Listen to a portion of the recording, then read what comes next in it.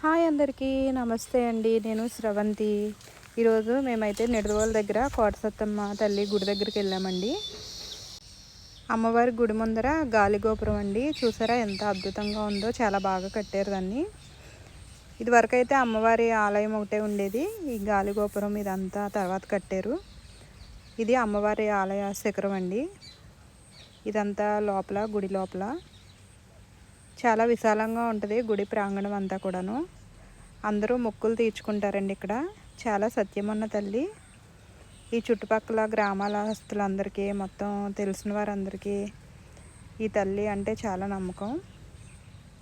ఇక్కడ అందరూ మొక్కుకుంటారండి, మొక్కులు తీర్చుకుంటారు. ఈరోజు మేమైతే గుడికి వెళ్ళాము. ఇదంతా గుడి లోపల ఆలయ మండపం అండి. ఇక్కడైతే కుంకుమ పూజలును, అమ్మవారికి అభిషేకాలు జరుగుతాయి. ఇదంతా చాలా బాగుందండి, ప్రశాంతంగా ఉంది. ధ్వజస్తంభం ఈ లోపల చూసారా ఎంత బాగున్నాయో. చాలా బాగా కట్టారండి ఈ మండపం అంతా కూడాను.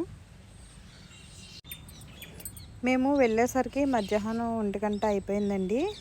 అమ్మవారి దర్శనం మళ్ళీ 3 గంటలకు మొదలవుద్దంట. అమ్మవారినైతే దర్శనం బయట నుంచే దర్శనం చేసుకున్నాము.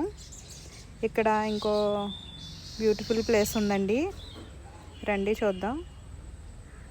కృష్ణయ్య అండి, ఎంత బాగున్నారో అసలు. అలంకారం అది చాలా బాగా చేశారు.